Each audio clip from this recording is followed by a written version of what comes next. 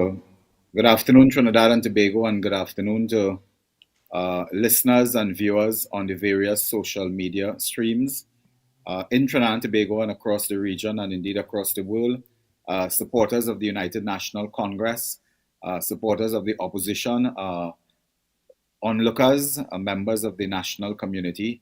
Welcome to this midweek opposition press conference, which is a regular feature of the opposition in Trinidad and Tobago as we continue to champion the cause of the underprivileged, as we continue to hold the government to account on matters involving justice, equality, and discrimination.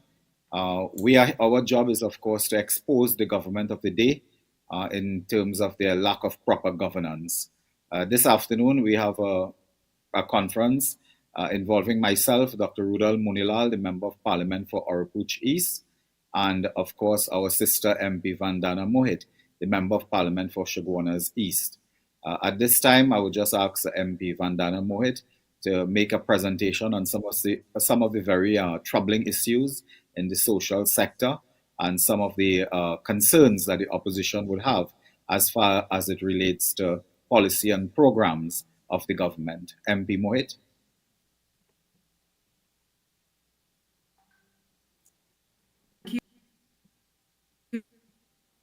Members of the media,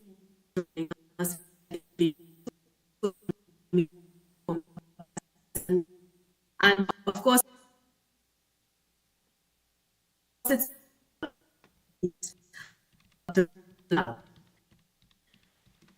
we will be surrounding the PM's diabolical. As we begin, having and I say local. A few weeks ago, the was by high food prices. What also happened a few weeks ago was that we, the UNC, would have joined citizens in pleading with the government that a hike in fuel prices will definitely cause a hike in food and bring about added bills and added stress within households across Trinidad and Tobago. And what could we say happened a few weeks later? Well, a few weeks later, the Minister of Finance, Colin Burt, informs the country that the fuel prices will increase effective April 19th, 2022. And behold, on April 12th, 2022, it is reported in the Trinidad and Tobago's Express headline, "God Cares," where at the opening of Massey's at Brentwood, the Minister of Trade and Industry, Paula Kuhn, she's quoted as stating that the government is not disconnected from pressures of rising food prices, and the government has indeed been working to bring relief to the public. But before I delve deeper, I want to, based on what is stated in this particular article, government cares, portrays that the government care about the people of Tobago. Before I delve deeper, I want to ask Minister Gopi Schoon if she has been looking at reports from both the Children's Authority and the TTPS, because I have in my possession an article here. The Children's Authority, dated Sunday, 20th February 2022, a cry for help. Children's sees increase in challenging behavior. And in this article, it is mentioned about the push factors, the push and pull factors. And you would see that one of those factors has to do with poverty and financial crisis within the homes. And when I say if she has not looked at the TTPS reports, effective November, 800 domestic violence reports to date for 2021. And this was reported via various media forms. This one that I'm referring to, Loop TT. So I want to ask the minister, based when I ask if the minister has looked at those reports, Minister Gopi Schoon, do you know that apart from health issues, etc., what causes types of issues such as large amount in terms of numbers as it relates to domestic violence, as it relates to children facing abuse within the households. What causes these type of issues are things such as poverty, financial stress, hunger. These are the issues that causes further issues within the households. And Minister Gopi, these reports alone that I just referred to demonstrates that you and the government of which you're a part of are totally disconnected from the reality existing in Trinidad and Tobago. Relates to pressures of rising food prices and demonstrates that your government, of which you are a part of, is heartless towards our citizens. And in this particular article, Government Cares, Minister Schoon went on to say that the government has been working to bring relief to the population. And today as the opposition, we are asking Minister Gopi Schoon, what relief are you speaking of? Because based on reports I have been receiving, based on reports other MPs have been receiving through our offices or via direct phone calls to us, is that the qualifying income for the food card program has changed. And today we ask you, are you as a minister in the government aware of this? And we are asking, is it true that your government has reduced the qualifying income of the food card program to $500? And I repeat, $500. Is it true? Because if this is true, this demonstrates a total disconnect from the pressures of rising food prices and hardships facing the citizens of Trinidad and Tobago. Then you want to come, stand on at a function and preach to citizens that you care and you are doing something and you are doing all that you can to help the of Trinidad and Tobago. Madam Minister Gopi Schoon, these very actions of your government cut food cards and to cut grants of needy persons by sugarcoating it with the term review. This reflects a total disconnect from the pressures of rising food prices. And if you look again in this article stating the government cares, Minister Gopi Schoon would have said that the government is currently implementing an agricultural stimulus package through its roadmap to recovery plan, targeted food and improving security, quoted from the newspaper. Trinidad and Tobago, this government continuously blames high food import bill, and they continue to preach food security. But from what we have been seeing, just last week, I'm sure most of you saw it on Facebook in Vega de Oropuch, we saw where under your government, Gopi Schoon, local crops which can contribute to food security in Trinidad and Tobago were being buyed based on an alleged directive given by the LSA. So when you want to speak about roadmap to recovery and high food import bill, these citizens are not taking you seriously. And when you want to speak about roadmap to recovery, your government's roadmap to recovery, it's a total collapse by itself. So citizens have no faith in that. And you would keep members of the media and Trinidad and Tobago viewers, you would keep hearing us say that this government has declared war on the citizens of this country. And listen, this is no joke. We are very serious when we say this. This is absolutely no joke when we say that this government has declared war on the citizens of Trinidad and Tobago. Because you all remember this NAMDEVCO hampers that were used to assist families in need during when they had the lockdown. And following when that program ceased, questions were raised in the House about the continuation of this program or what's next for the vulnerable in Trinidad and Tobago. And this was just recently, and sometime in February 18th, and the Minister of Housing, now Minister of Housing, Camille Robinson Regis, then Minister of Planning, in her response to that particular question on behalf of the then Minister of Agriculture, Land, Fisheries, Clarence Rambarat, stated that the Ministry of Agriculture, Land and Fisheries, in collaboration with the Ministry of Social Development and Family Services, as a part of the Roadmap to Recovery, will present a similar program to the Eco Food Hamper program as imminently as possible to the Cabinet. And this program will be under the Ministry of Social Development and Family Services. But guess what, citizens? Guess what? To date, nothing, absolutely nothing. But instead, whilst we, the member of the opposition, continue to beg for the help of families who have to bear these burdens of food and financial distress, what did the government offer to the citizens? Do you know what they offered?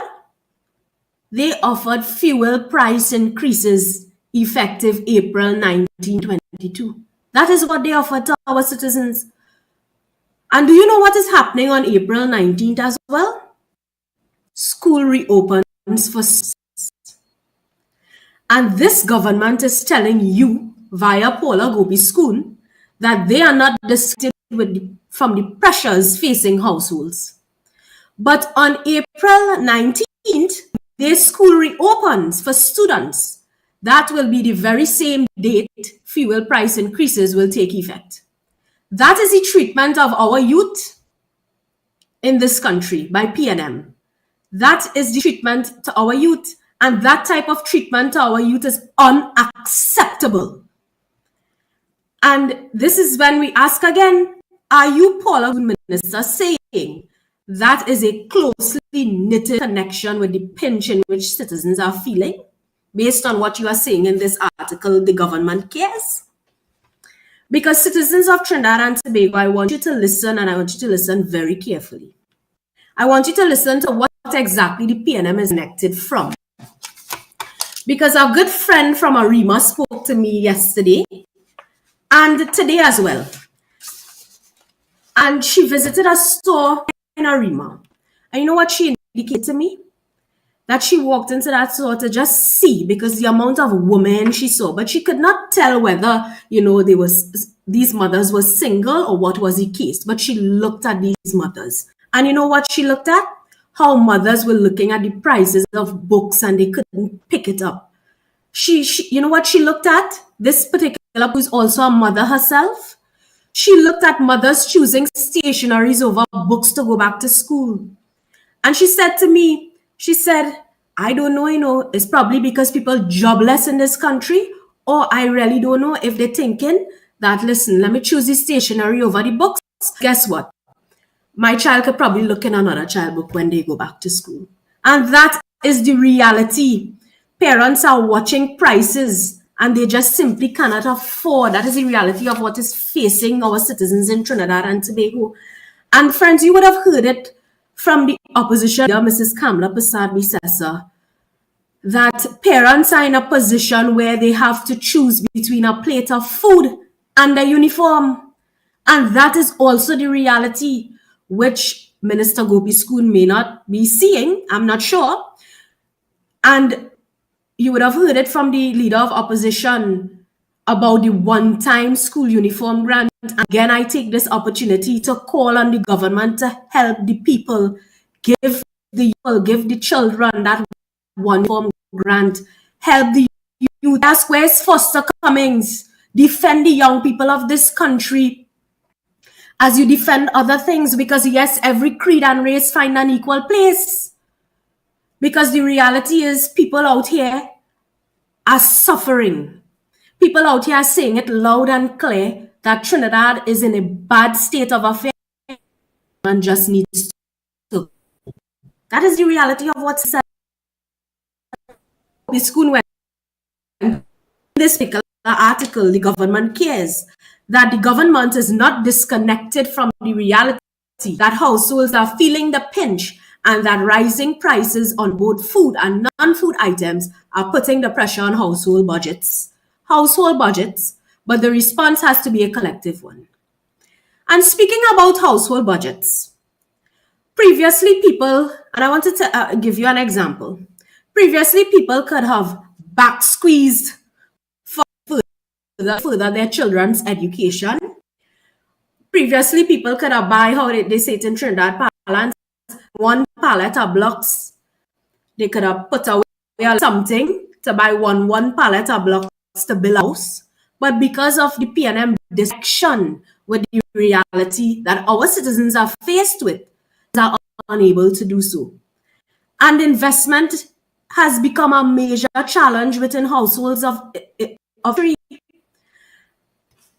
A major challenge. Families are finding it difficult to invest in other things because other things they are so busy trying to feed their families and keep their homes afloat. And viewers, as I conclude to hand over to my colleague, we continue to call on the government to give citizens an ease. Ease up with the cruelty. Ease up with the war on the citizens of this country. Extremely disconnected with the realities facing citizens, the hardships facing citizens. You have gone to the extreme with the fuel prices increase. Citizens are feeling this pain each and every time they dip in their pockets, and you will never be forgiven. Keith Rowley, Paula Gopi-Schoon, and your entire team. We call on the citizens, we take this opportunity to call on the citizens to make your voices heard. Project your voices loud and clear and let the government hear you, that you do not accept their extreme measures. Remember, Minister of Finance said that yet. Remember that, citizens, use your voices, use your platforms to resist this fuel prices. Force them to reverse their decision, because we are warning you, we are warning you. Any more measures to come by this government will only cause more pain to your pockets. They get worse. Their hypocrisy and their decency becoming worse for you and I. They don't care one bit about your welfare. Their heartless and cruel are speaking to you, citizens. And with that, I just want to say that I hope you, the citizens, cut your voices. And with those few words, I take this opportunity to pass on to my colleague, Dr. Rudal.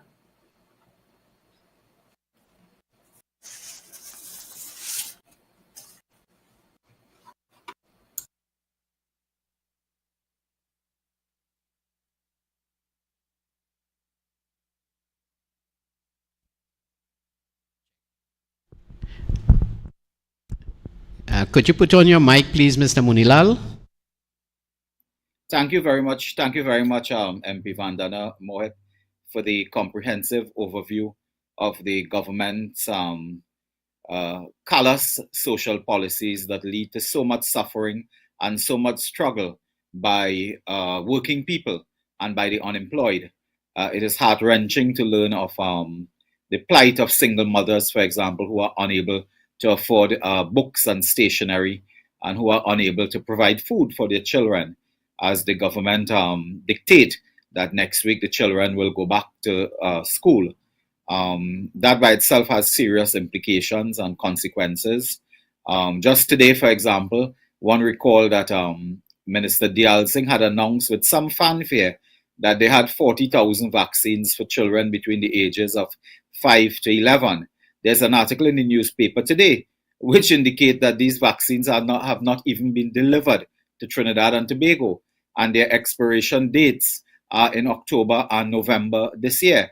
So Mr. Diyal Singh need to come straight and to be honest and forthright with the population and indicate that there are absolutely no vaccines for the children between 5 and 11 who may wish to take that, whose parents may wish that their children are vaccinated. It's another piece of hypocrisy.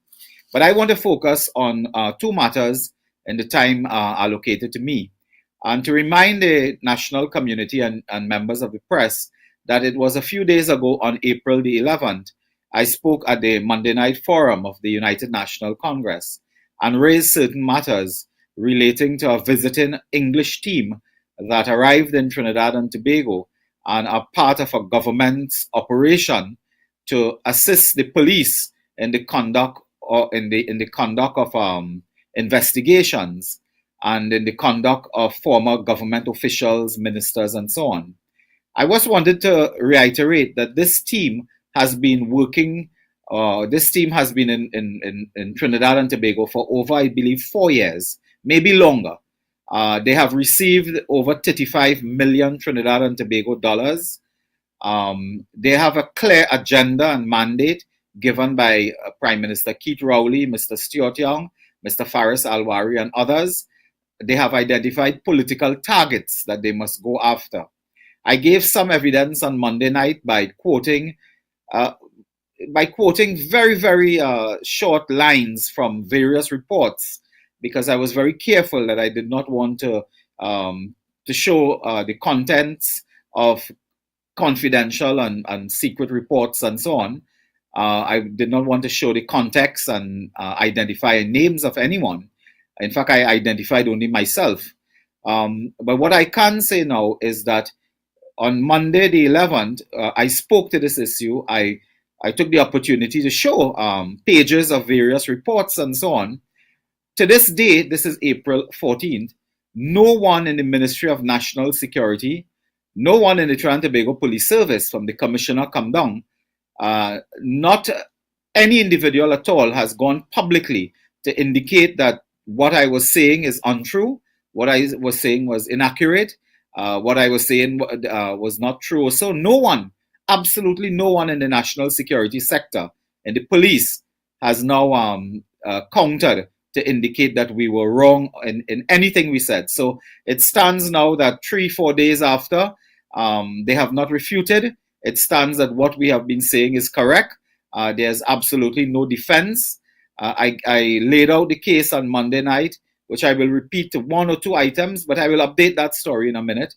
I laid out the case that this government had hired and recruited a company called EMM, Edmonds, Marshall and McMahon from the United Kingdom, with a specific task of targeting political opponents. It is there in black and white. That is their job.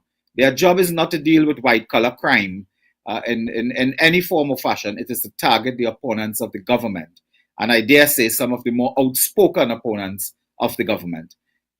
We indicated that they were in their communications with the police, and we have had sight of many pieces of communications. They have indicated that they are concerned with the politics.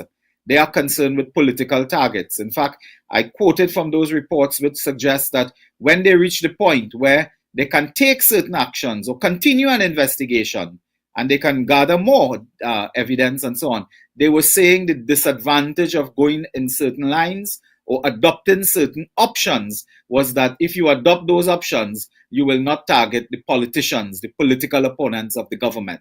They said the disadvantage of certain options was that no government minister, meaning former minister, would face any prosecution. So that clearly speaks to the politics of this operation. I wanted to add today that when the government decided to hire EMM, they took money from the Treasury. And what they did is they did not keep the money at the Ministry of Finance or the Attorney General office or so. They took the money and gave to the TTPS with the specific direction that that be used to pay the English team that is investigating former government ministers. I want to put on record today what I verily believe to be the truth. The Trinidad and Tobago Police Service has also begun an investigation, which I believe is ongoing. They have begun and is ongoing an investigation into the infamous fake oil scandal, where there was Mrs. Kamla Prasad Bisesa had raised very startling revelations concerning the provision to formerly Petrotrin of what we believe to have been fake oil and so on. And that matter found itself to the police to be investigated. This country will be shocked to know that the TTPS requested from this government of Keith Rowley a small sum of more or less 100,000 TT dollars to hire temporarily, to contract temporarily, experts in the field of engineering, in the field of procurement, quantity surveyors, and so on. They requested the help of technical persons to assist the police on that fake oil investigation. The government refused. The government flatly refused to pay $100,000, more or less TT dollars, for the TTPS to recruit the service of an engineer to assist them to confirm or disconfirm what they were seeing in their own reports and with their own investigations. And that is a serious matter. The government failed to provide the technical resources for that at the tune of $100,000 TT, but found $35 million to pay a foreign team because they were targeting the political opponents of the government. I dare any member of the TTPS to come to the public and indicate that what I am saying is not true, is not accurate. I dare you. Come to the public and tell us whether it is true or not, because we believe it to be true that the government failed to give $100,000 more or less for the TTPS to hire an engineer and other technical persons to assist them, to guide them, to give advice on their investigations into the infamous fake oil matter. So, brothers and sisters, that is one matter. Related to this, of course, is the ongoing saga involving the EMBDC, in which they have targeted politicians of the former administration of the partnership.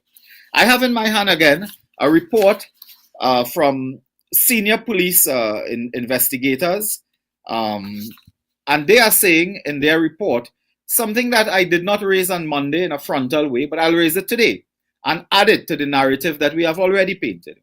On one of these pages, and we will not show anything, it is not our intention to, show anything, to add anybody's name, to indicate any context and so on.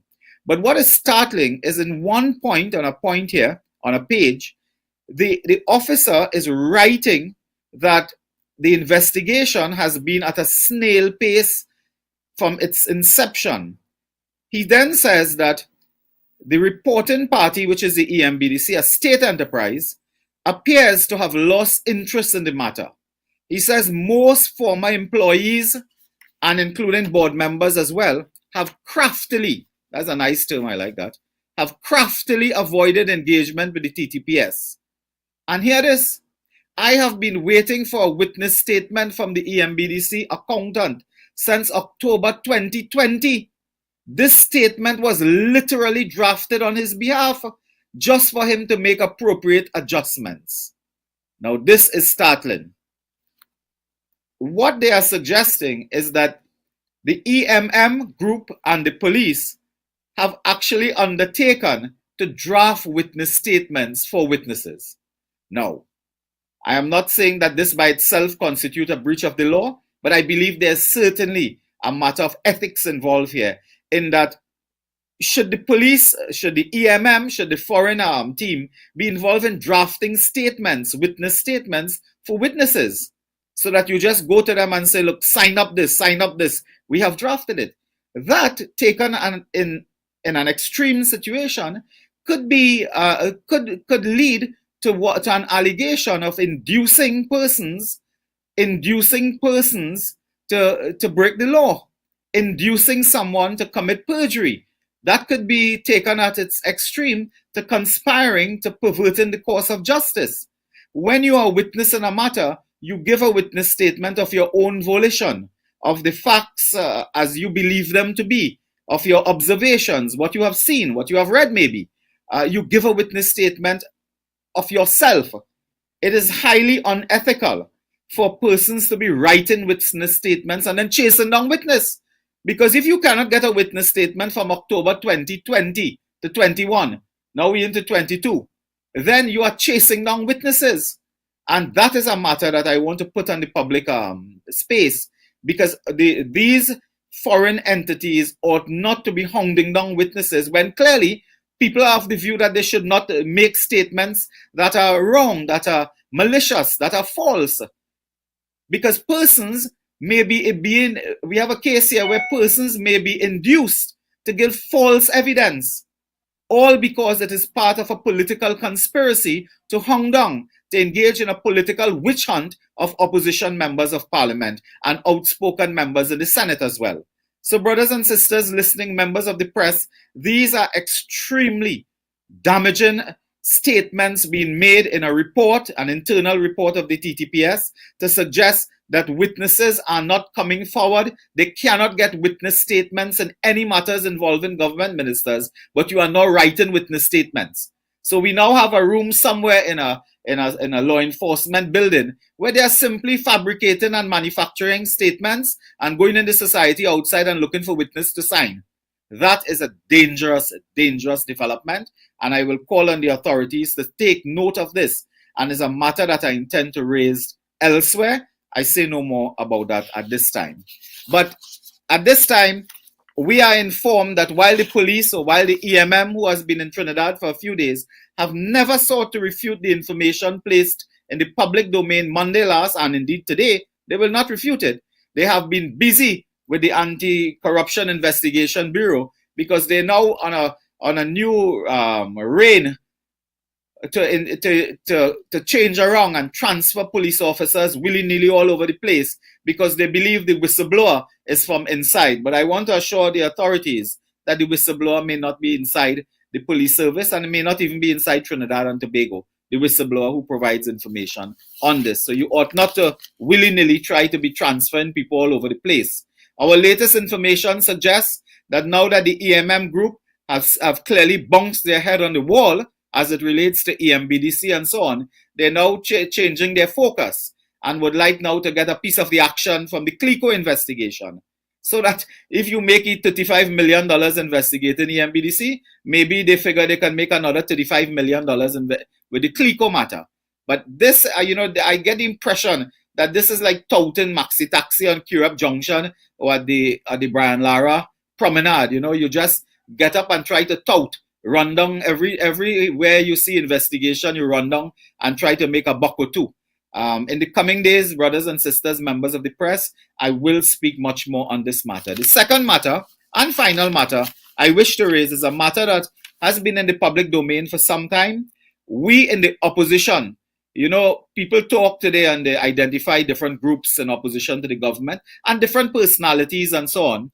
And people, raise issues about the opposition and our work and so on. But I want to remind you that the matter of CCTV cameras was first and only raised by the United National Congress in the Parliament of Trinidad and Tobago. Myself and others on our team raised this matter of a scandal relating to CCTV cameras. When I held on to that and I never gave up, Stuart Young stood in Parliament suggesting in his own mischievous way that I had some dealings with that or I was involved in it myself, or he said I was obsessed by the CCTV camera contracts. I was obsessed because I smelled that contract negotiations tendering process and it was rotten from day one.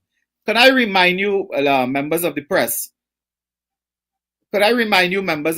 that in September 2018, I believe September 2018, somewhere around the 18th of September, more or less, in and around the 18th of September, the first tender for CCTV camera and operation was closed at the Ministry of National Security at 1:30 p.m. on that day. 1:30, it was closed. Envelopes were opened, documents exposed on a table, and they got an email from the Ministry of National Security at 1:48 p.m. At 1:48 p.m., they got an email to extend the deadline. When the deadline had gone, they got an email, I don't know if it was by a high official, to extend the deadline. So they then gave back the contractors, the companies that were tendering. They remarkably gave them back their open envelopes and told them, you have another date, you will resubmit. We will extend the date for submission. That saga continued until January 2019 or thereabout, when unknown to those who tendered before, a tender was issued and a contract was allocated sometime after to a company called Johnson Controls in Canada, from Canada, so to speak. What is amazing is that Stuart Young has been telling this country two things. He has been saying for 2 years. First, that they are working to fix all the cameras and the cameras are operational. Then Minister Fitzgerald Hines, Minister Hines, on a rare moment when he was awake, he said 700 cameras not working. We're in a bad state. 40% of the cameras are not functioning. Stuart Young for 2 years telling us the fixed camera and the give out contract and everything honky-dory. We are told 700 not working. Then Mr. Minister Young has been boasting up and down, Parliament outside inside, that they were able to save money. He carried a remarkable argument that TSTT, which has 51% ownership by the government, which is a government state enterprise partly owned by the government, majority, TSTT were trying to steal from the central government, because they were raising the price and involved in some type of nefarious scheme to extract more money from the government. So a state company was stealing from the state. That was his argument. Lo and behold, he did not tell us that when Johnson Controls were when they were awarded the contract, I don't know if they won, when they were awarded the contract, it was only for the cameras. It was not for what is called back-end fiber. It was not for operations. It was not for maintenance. It was not for a host of things. But they're boasting that they were able to save hundreds of millions. Today, a story broke out in the Express newspaper of yesterday, and I have it in my hand here. CCTV contract blocked. CCTV contract blocked. Express of yesterday, Wednesday, 13th of April.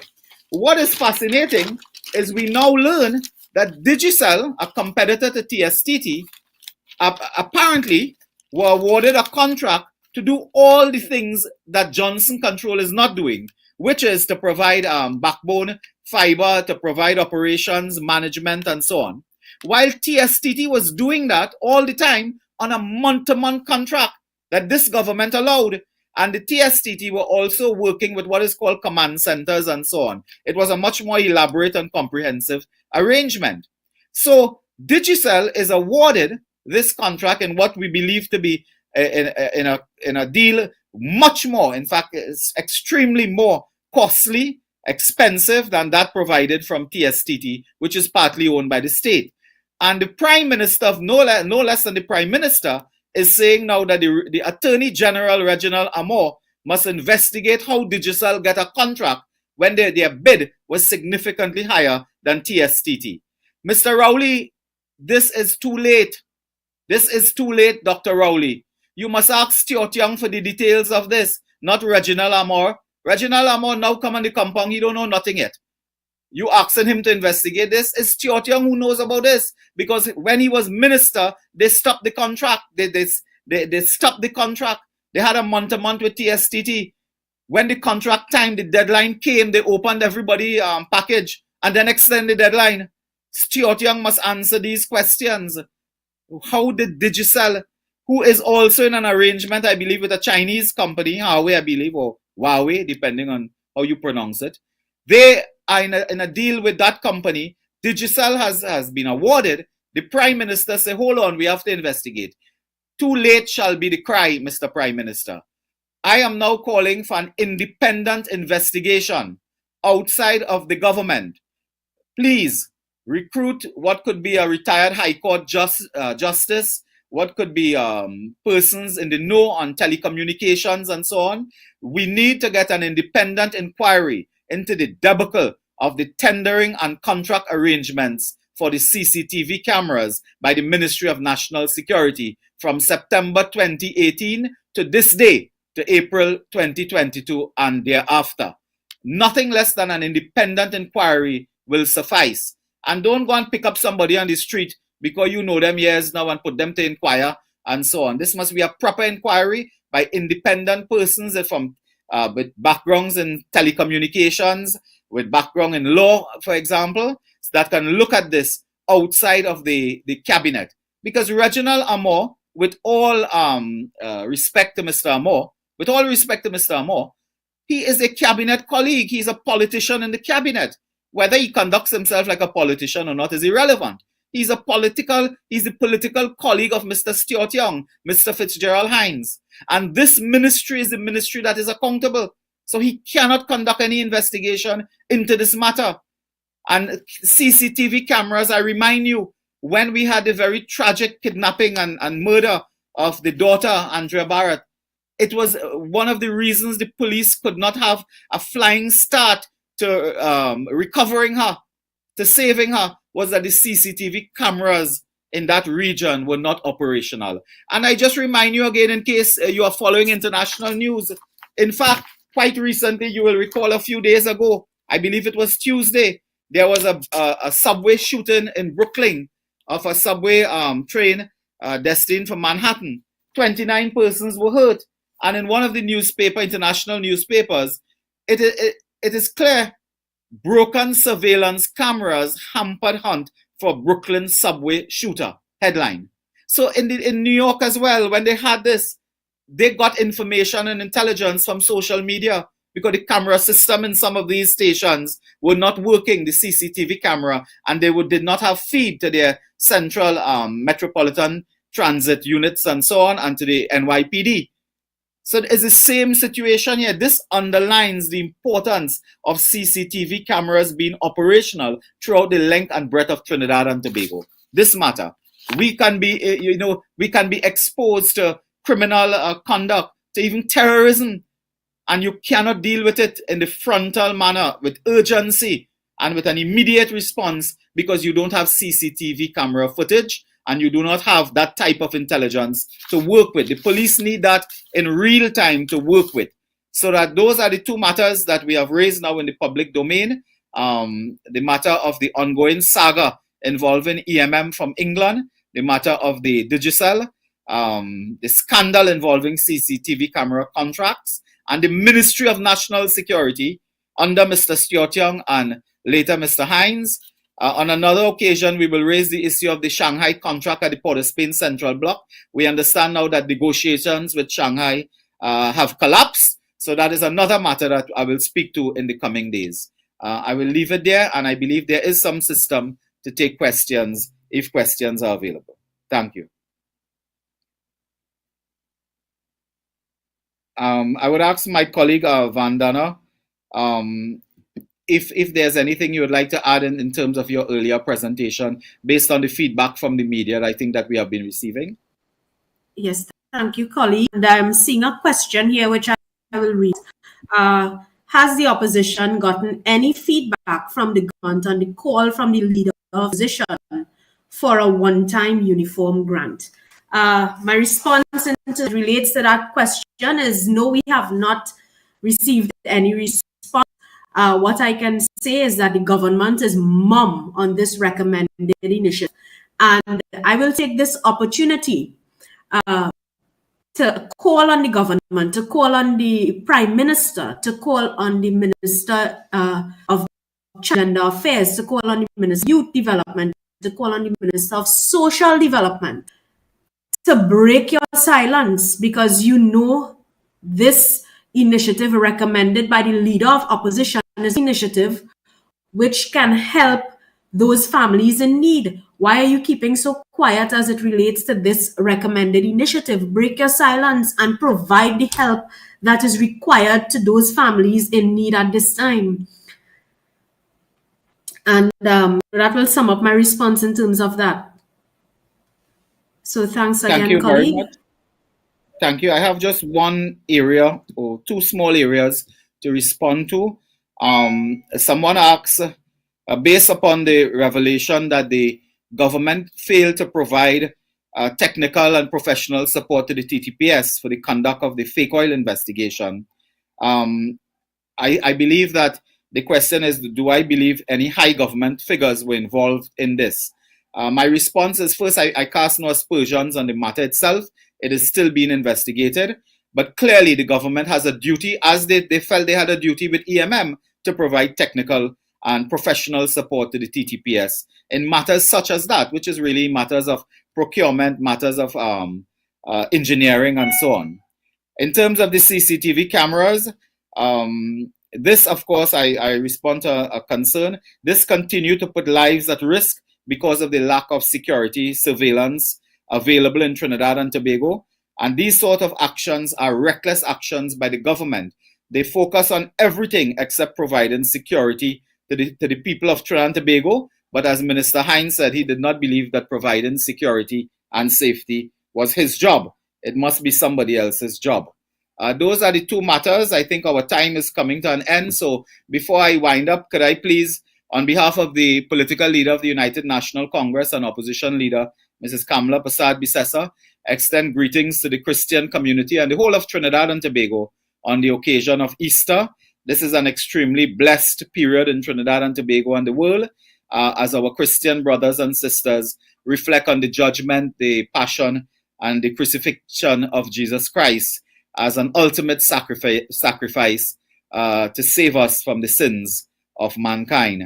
On the Easter weekend, we wish that you, all members of the national community, will be safe, be careful on the roads, the beaches, and so on. Be extremely careful.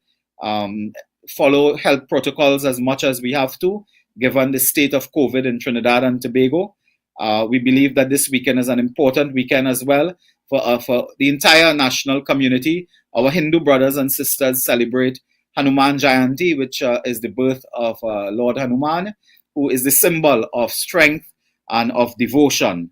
Our Muslim brothers and sisters continue to observe the holy month of Ramadan, engaging in prayer, fasting, and charity. So as a nation, we are extremely blessed to have brothers and sisters from all religions practicing in peace and harmony in Trinidad and Tobago. All we lack really is good governance and proper government of Trinidad and Tobago. And Mrs. Kamla Persad-Bissessor extend greetings to the national community at this time. We join her as MPs, all the MPs and members of the executive, activists, supporters of the United National Congress, in extending best wishes to the people of Trinidad and Tobago. Thank you all very much, and may God bless you.